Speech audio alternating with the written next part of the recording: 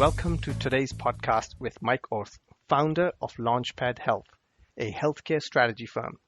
And he's also an expert in price transparency. This program is brought to you by the Healthcare Administrators Association, HCAA. For over 40 years, HCAA has supported third-party administrators and the self-insured employer industry through educational opportunities from leading industry experts. For information on joining HCAA, please visit our website, www.hcaa.org. I'm your host, Ramesh Kumar, and I'm on a mission to bring value to the healthcare industry through improved transparency. And my goal from this podcast is to give you one aha moment that you can implement in your business, whether you are a TPA, broker, or an employer. In my day job, I run a company called Zaki Point Health that helps self-insured employers and their employees find meaning from their healthcare data. Please like or share this podcast on your favorite podcasting tool so we can bring together a community of like-minded professionals. Before we begin, I would like to bring you a word from our sponsor, Talon.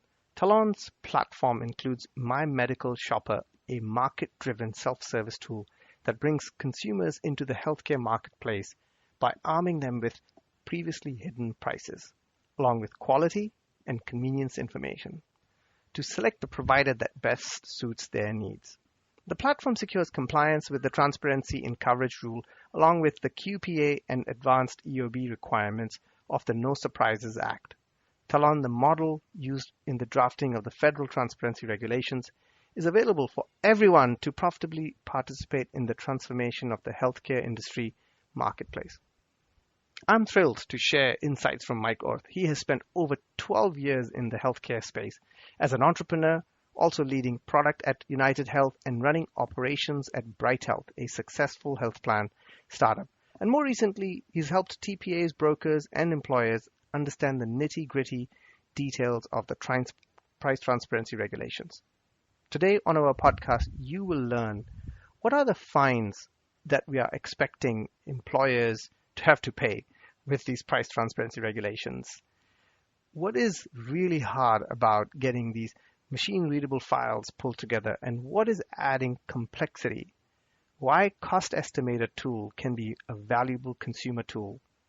And should TPAs charge for these tools and this regulation compliance? And how much? And how can they really make this work? Let's dig in. Good morning, Mike. I am super excited to have you on a podcast today. I've heard you at conferences and other kind of forums. You know a lot about this topic of price transparency. But first, why don't you tell our audience why should they listen to you? Well, first, Ramesh, thank you for having me on. It's a pleasure to be here. I think the first thing I would say is right now, price transparency is quite literally my job all day long. I founded a company called Launchpad Health, and what I do is I consult with TPAs and employers, specifically on price transparency right now, helping them understand what are these regulations, what does compliance look like, but not just from a compliance standpoint, also helping them think about how do you operationalize this in a way that is not overly disruptive to your plan and your product roadmap, but also thinking about how do you really take advantage of what I think these regulations represent, which is a transformation in the marketplace for care and really setting a foundation for a marketplace. Beyond Launchpad Health, as you mentioned, I've been speaking in front of a variety of organizations. I'm very involved in the Self-Insurance Institute of America, sitting on their price transparency committee.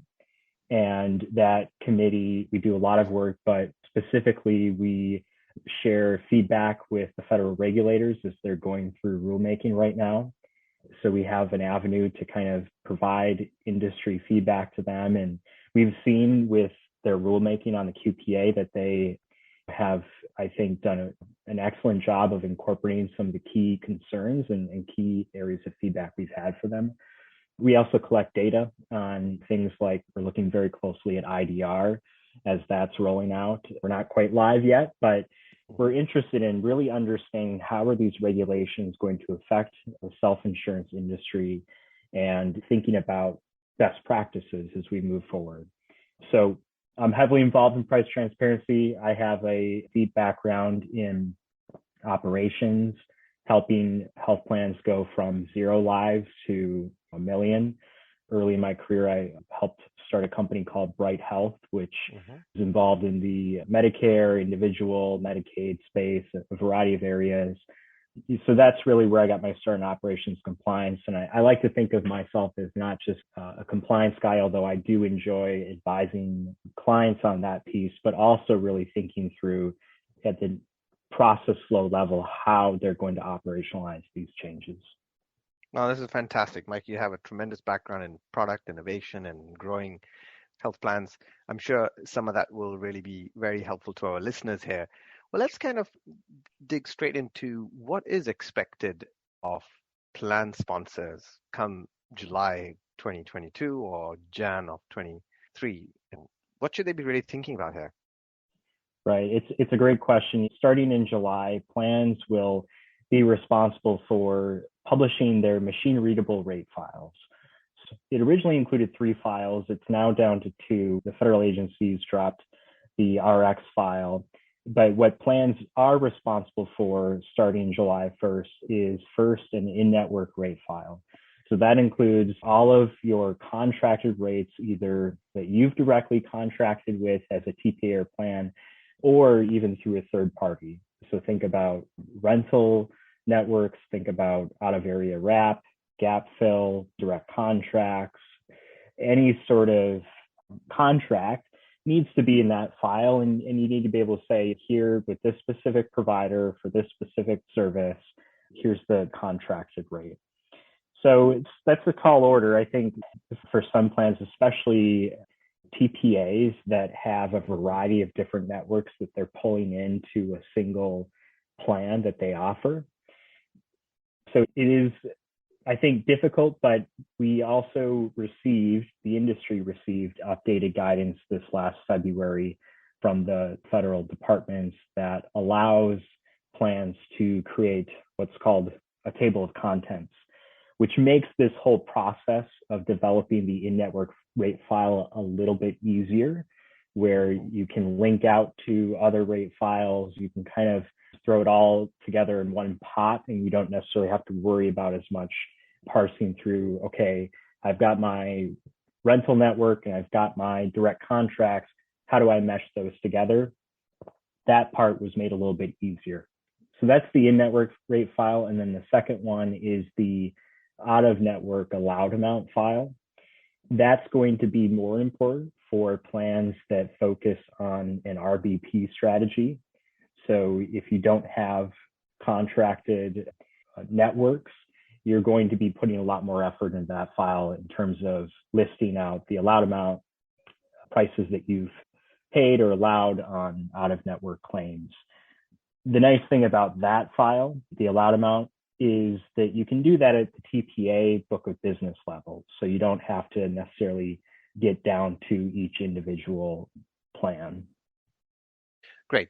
So let's dig a bit more. So you talked about this contracted rates table of contents. You don't really need to parse out if you have a rental network and wrap network and direct contracts.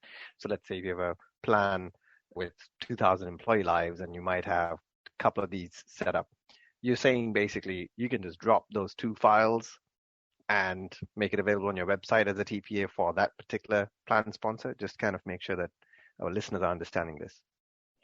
That's generally right. The one caveat, though, Ramesh, I'll add is that, well, this process that plans have to go through for the July deadline in terms of putting these rate files together was made a little bit easier with this change. The challenge is going to come into play when plans have to deliver on the price transparency tool that is due on January 1st of 2023. So with the price transparency tool, that's kind of a whole order of a magnitude greater in terms of the effort that's required.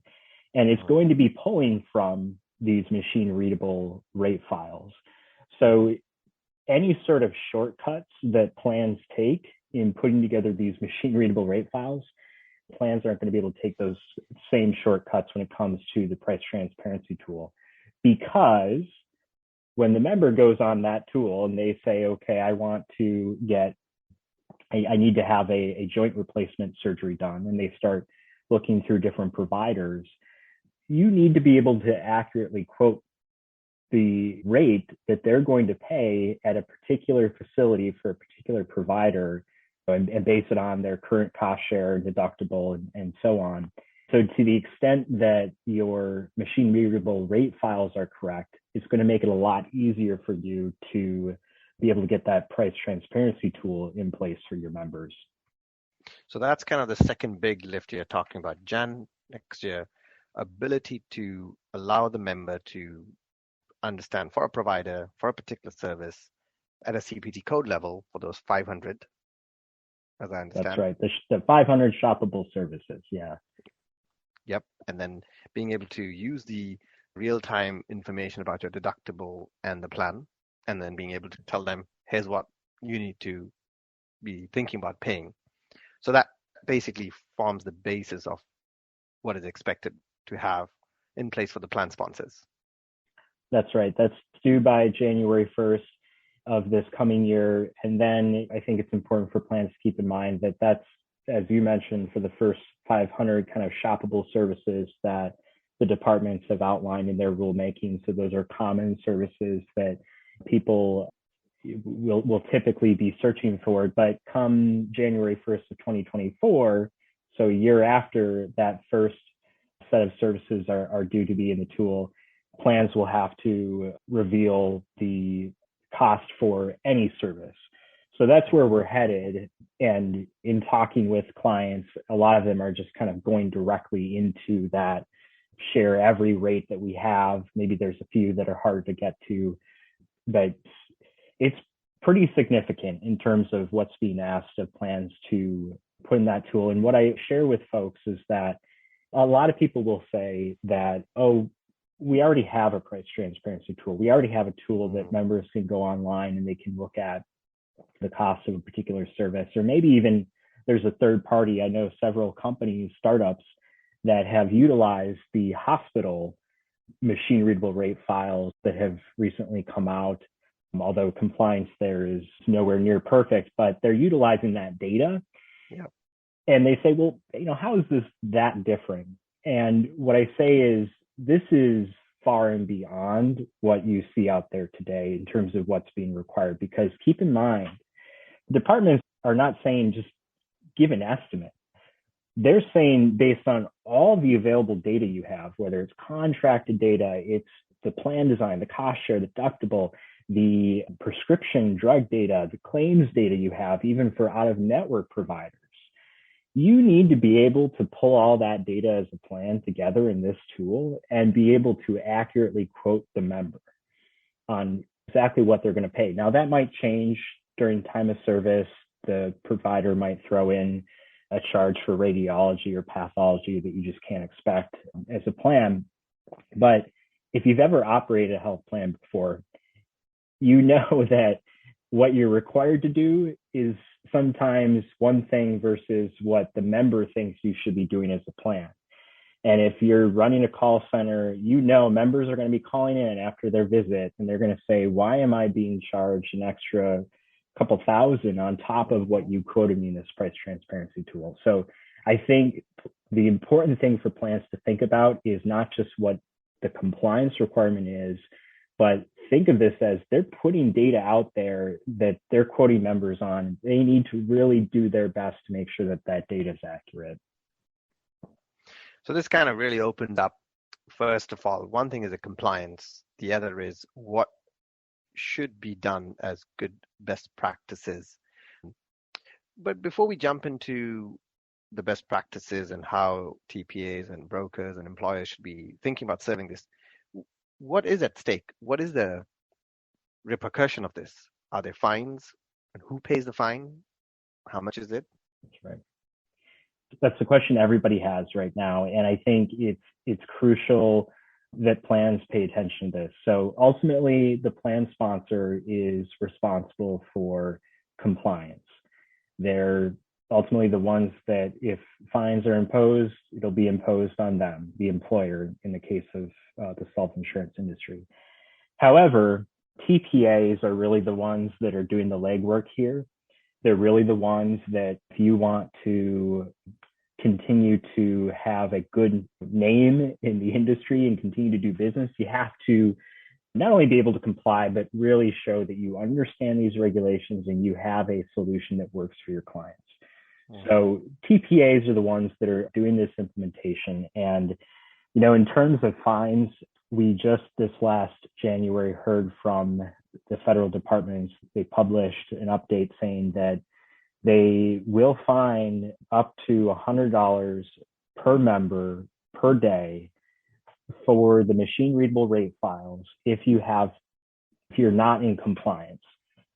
Now, we don't know if there's some sort of good faith leniency that they will provide. We're not sure if they're going to provide some sort of 6-month grace period for plans to really get these files correct and in place.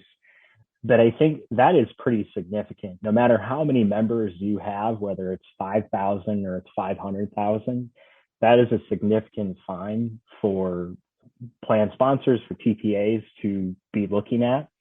So it's important that plans do the best that they can in terms of these machine readable files. I know I'm working with clients right now where they already know that they're not going to receive some data that they need from their vendor partners. And so I think it's just a matter of the federal departments come knocking, being able to show to them that you have done your very best to make these files as accurate as you possibly can, and continuing to improve on it as you can over time. In terms of the price transparency tool, I'll just add, there's no clarity yet on fines for that, but the rules for both the machine readable rate files and the transparency tool have been published since 2020. So I think the federal departments, unlike what we've seen with the QPA and IDR and surprise balance billing, there's been some leniency there in terms of timelines. I would be surprised if we see as much leniency from the federal departments for machine readable rate files and the transparency tool. So leniency on the time, but also on the amount of fine, or you're basically saying that 6 months, hopefully, we all hope that they're kind of lenient. What's your kind of prediction here? I would hope this is a significant change for the industry. So I would hope that it's not like July 1st. I'd be very surprised if they're going out and they're starting to define plans, but I think you'll see fairly quickly them reaching out, them going through machine readable rate files, trying to get a pulse on how compliant the industry is. And similar to what we've seen with NQTL, for folks listening who have been following the process there, the DOL is certainly cracking down. They're really focused on making sure people are getting their NQTL analysis completed, but they are providing some leniency in terms of they're asking questions, they're trying to clarify, they're pointing out areas where plans can improve without imposing fines. So I would hope there would be a similar process for transparency and coverage. And what I'm sort of hearing, the advice is just make sure you collect the data on, if you have asked your vendor partner and they're not quite ready, make sure you document all of that so that it sort of helps you in the situation. Absolutely. Got it. Great. So that lays a bit of the ground kind of rules here. Why is it kind of hard? I think you alluded on this, MRFs. I think you talked about the contracted rates, and particularly when it comes to the price cost estimator tool, the accuracy becomes really important then. But why is it so hard? What is the advice here for how plan sponsors and plans and TPS should be going and delivering this? Right.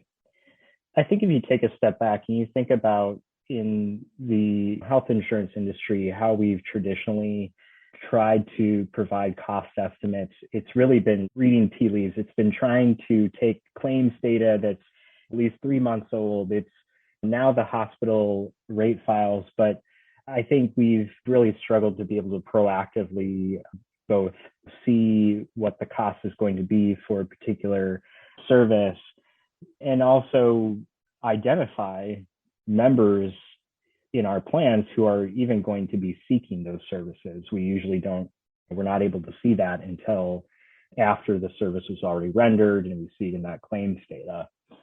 So what we're looking at in terms of this price transparency tool is really real-time claim adjudication, claim repricing. The member can search any service. Again, they can even get down to the level of not just a specific provider, but a specific facility that provider is working out of, and look up the rate for a particular service. So again, if it's joint replacement, finding a facility, finding a provider, and then comparing that to where their cost share and their deductible is at. Now, again, if you've ever operated a health plan, tracking member data cost share seems like that would be relatively straightforward. But we know with timing and with technical glitches, it can often go awry. You can have incorrect data, whether it's something that you have to actually go back and fix, or it's just a timing issue with consuming EDI files. Whatever the case, providing that data in real time to a member for a estimate is going to be, I think, a very large undertaking for plans, and especially smaller TPAs. An organization like the size of a Buca might be able to do this without a lot of trouble, but I think of smaller TPAs, and not that they're not as well run operationally, but I think these data challenges can creep up. And again, you're going to have, I think, members calling in, complaining that they thought they were going to pay one amount for their services and it ended up being a lot more than that. So this is really, I think, a challenge because you're putting so much data out there to the member, and it really matters. It matters what you quote them at. They're going to be making decisions where they're going to receive a particular service based on that information. So you need to make sure it's accurate. Yeah. And I think the other big challenge behind the scenes is the provider. At the end of the day, you talked on this, might render some other additional services when you go in there. It's not like a exact science when you're dealing with human body as well. Right. And it happens all the time. You go in there, they do whatever, and so you come back out 5 times more, maybe, the bills. So this is going to be pretty big lift.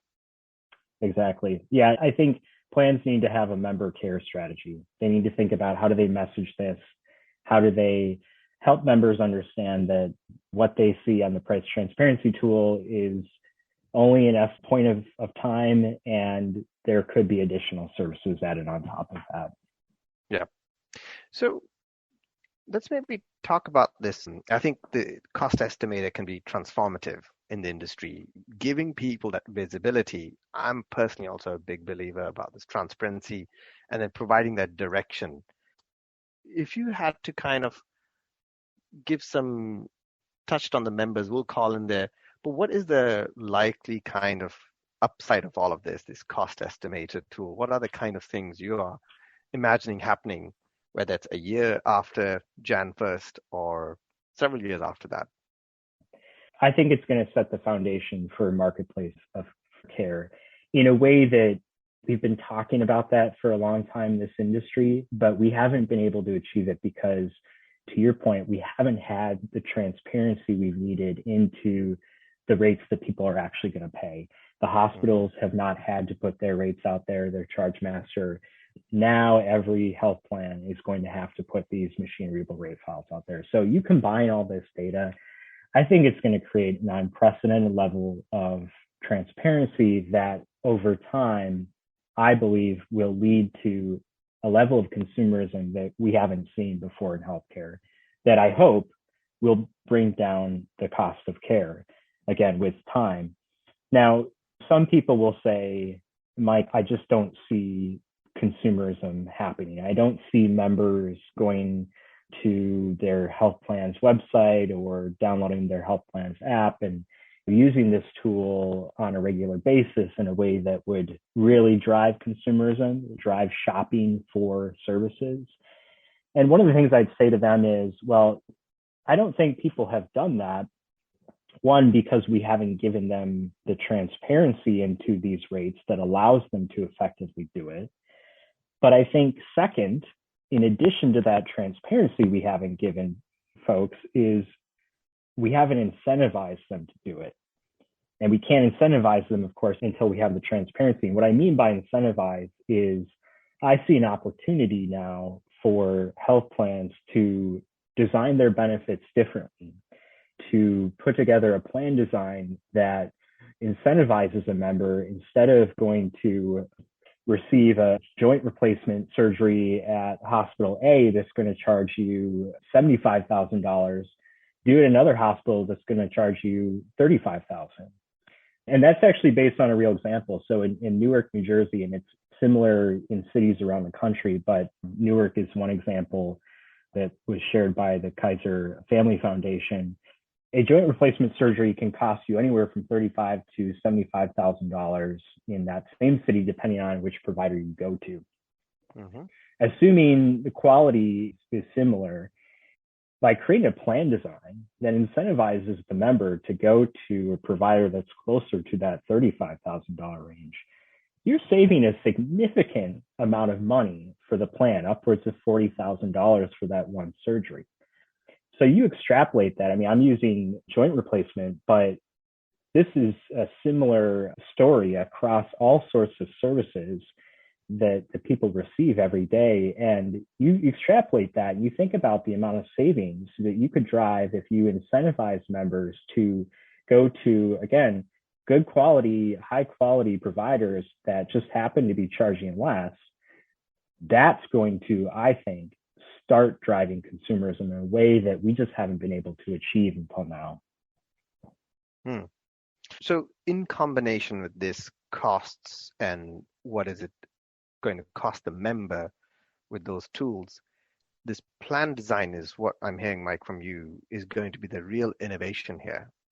And how that gets promoted, how does that get designed, how does that get executed so that the member is going to go to that $35,000 place, maybe give a little texture.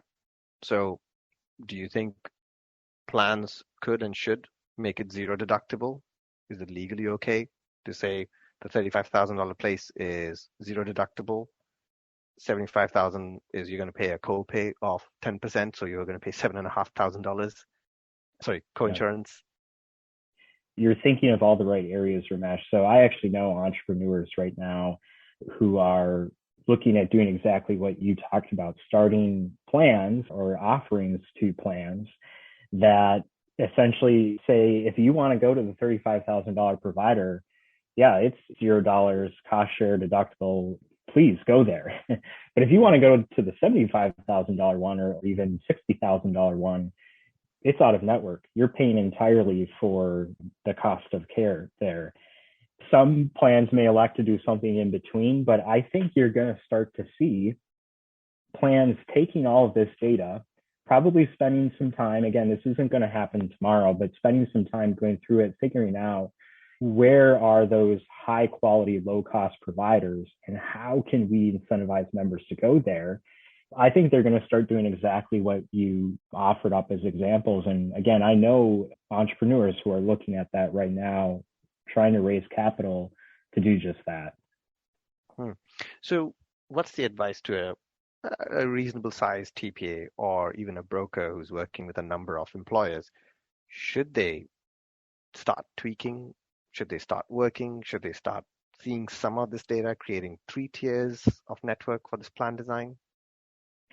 I think the first thing they have to consider is that there's going to be a significant cost for putting in place these new compliance requirements. I'm going to do a favor to everybody in the industry, at least in the TPA side of the industry, and I'm going to put out there that this is probably going to cost for employer clients somewhere in the range of $3 to $5 PEPM to put in place transparency and coverage, No Surprises Act. It's going to be a significant cost for the industry at first to get this in place, to be compliant. And I think it's largely going to be a pass-through cost from TPAs to employers because frankly, I just don't think many TPAs can afford to eat this. I don't think they're, on the flip side, going to be making a profit on it. I'd be very surprised if an organization finds a way to do that. But I think this plan design is absolutely what you should be talking about in that same conversation you're having with your employer clients about the compliance pass-through cost, is saying, yes, initially this is going to be more expensive for us to operate this plan because we have to put in place these new requirements. But we see savings down the road in terms of designing our benefits a little bit differently. And maybe it's making little tweaks to get started and seeing how that goes. But maybe over time, again, you're starting to collect more and more data. You're starting to analyze not just your contracted rates, your machine readable rate files, but others in the industry, and identifying where those low cost, high quality providers are and designing those benefits differently.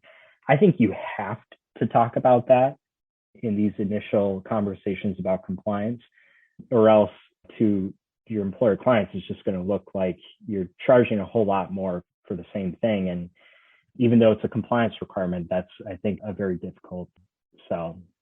So let me kind of break this down.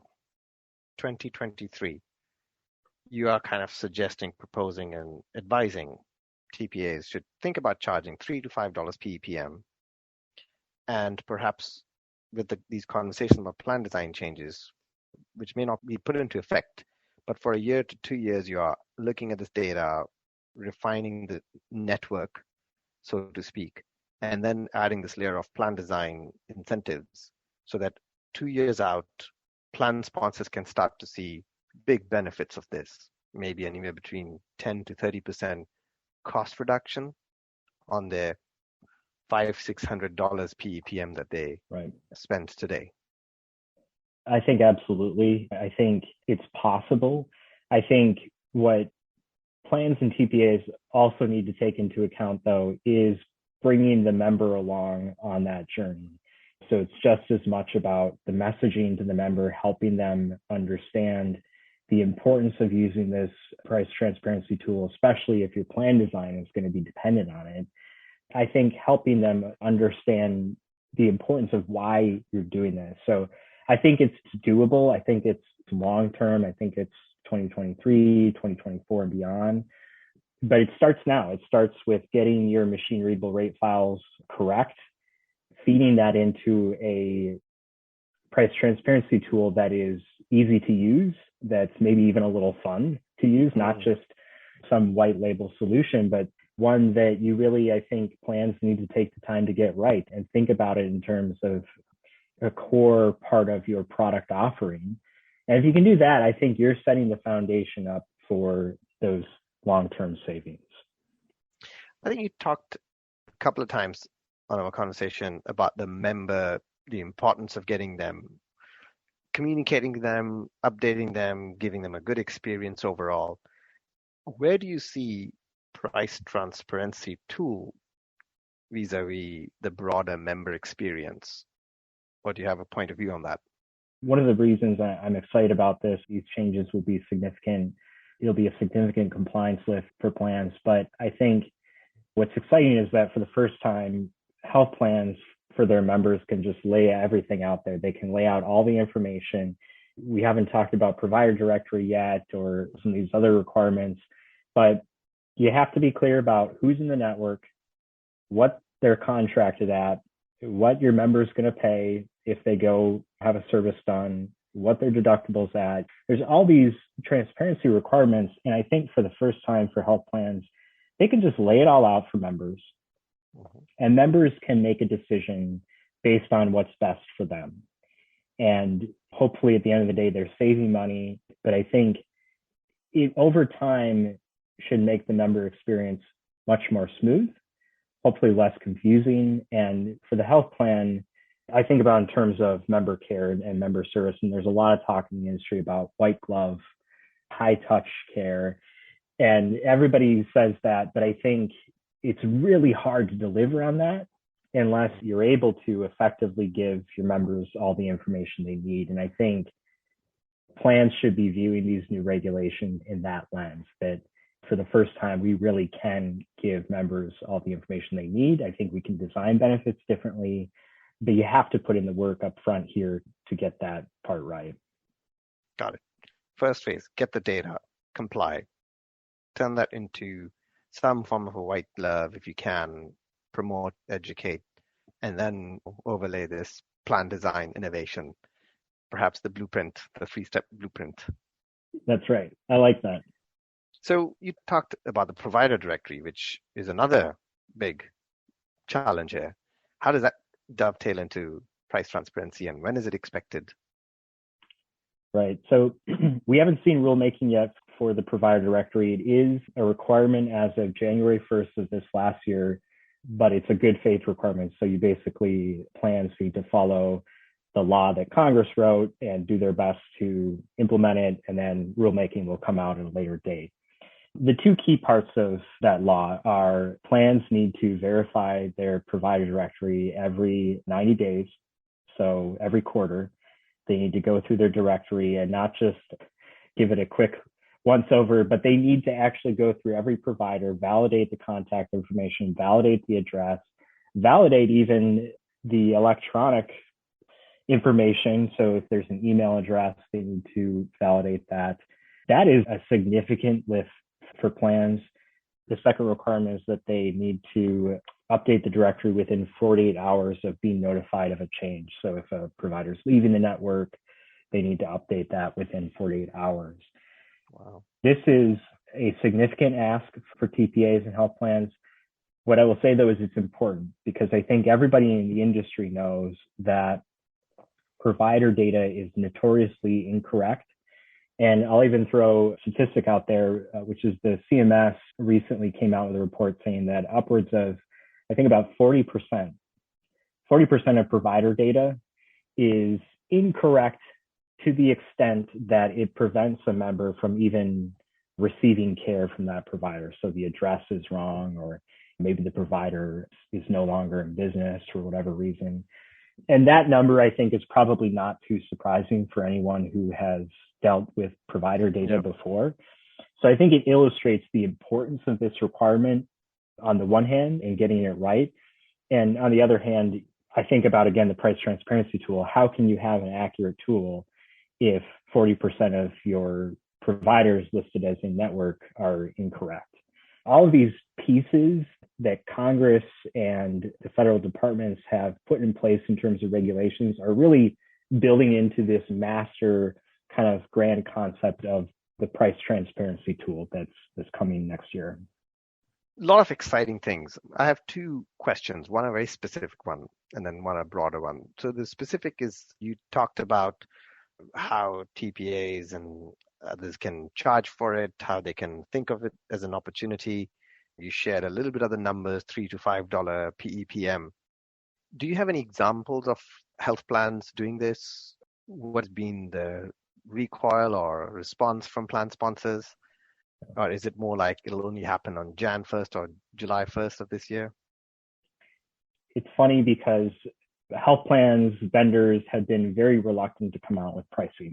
So for example, Cigna initially did not charge for providing their clients the qualified payment amount. Again, that's not transparency, that's the No Surprises Act, but very similar. So they said, we're not going to charge, provide that.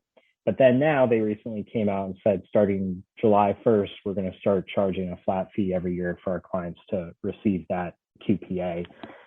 And we've seen something similar along the way. This is kind of coming out in a slow trickle. We saw United come out and provide, I think, a number. It was upwards of $5 PPM. It could have been a little less than that, to basically provide an all-inclusive package to their clients to comply with these requirements. And the industry said no. Their clients said, absolutely not. We're not going to do that. And I believe United retracted that. I don't know if they've since come out with an updated number. But what I have to say is I'm not surprised at all at that number. I think it could even be more than that, depending on the particular TPA or vendors that you have. I think folks just need to come to terms with the fact that this is a very difficult implementation to operationalize it, I guess. But again, with time, I think there's opportunity, and I think there's at least in the short term, hopefully, you're able to create clarity for your members around who's in network, what is the cost of care going to be in a way that reduces your costs overall as a health plan. So I think there's sticker shock right now in the industry for sure. But if you get into the details of what needs to happen, you realize this is pretty significant and there is going to be a cost to put it in place initially. Yeah. Which kind of leads me to, if you had to leave our listeners with a hope and excitement over the next 3 years, how can, aside from the 3-step thing that we talked about, how can this really transform care to the member, benefit to the plan sponsor, and then the role smaller end of TPAs can play in this grand scheme of BUCA-dominated self-insured employer space? Well, so I think first, the opportunity here is tremendous, as we've talked about. When I think about a small TPA or really an entrepreneur looking to get started in healthcare, I think about the access to data that people have now. And there are so many different ways that we can't even imagine right now. People are going to look at this data coming out from hospitals, from health plans, the out-of-network amounts, and they're going to be able to create solutions we can't even imagine right now that I think are ultimately going to drive down the cost of care. And I think that's important. We really need to start thinking about healthcare in terms of people shopping for care. Of course, you're always going to have emergency care. You're always going to have those things that are unexpected. And partially that's where the No Surprises Act comes into play to try to keep that at a more reasonable level in terms of the cost. But in terms of pre-scheduled services, I think these rules will lead to a transformation and will hopefully lead to lower costs for everyday consumers like you and I and everybody else. We're all healthcare consumers. We all understand the pain that comes with a high dollar bill or an unexpected bill. But I think I'm excited from the entrepreneur standpoint of what somebody coming in the industry can come in and do. And it's not just a BUCA, it's really anyone. Small TPAs can utilize these rules to design better plans, to design better transparency tools, to offer all services to their clients that just weren't possible before we had this level of transparency. Yeah, and I think it is really exciting journey ahead.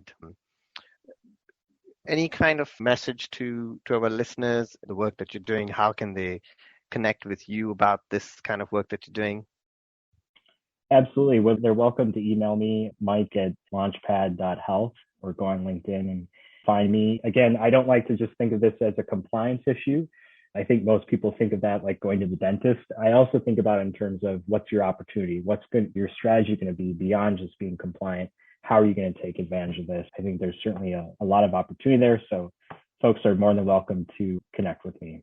And so do you consult with brokers, plan sponsors, TPAs, or All whoever the else above. in the industry? That's to our listeners. Reach out to Mike. He will be happy to help. Can you say one free session and then after that you'll charge them? That's right.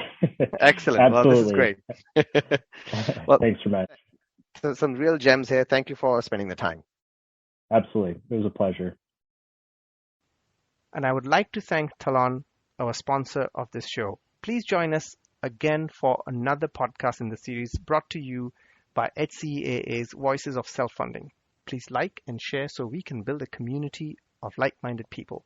And tell us about topics that we should bring to you next. Please watch your email for updates on upcoming guests. I'm your host, Ramesh Kumar of Lucky Point Health.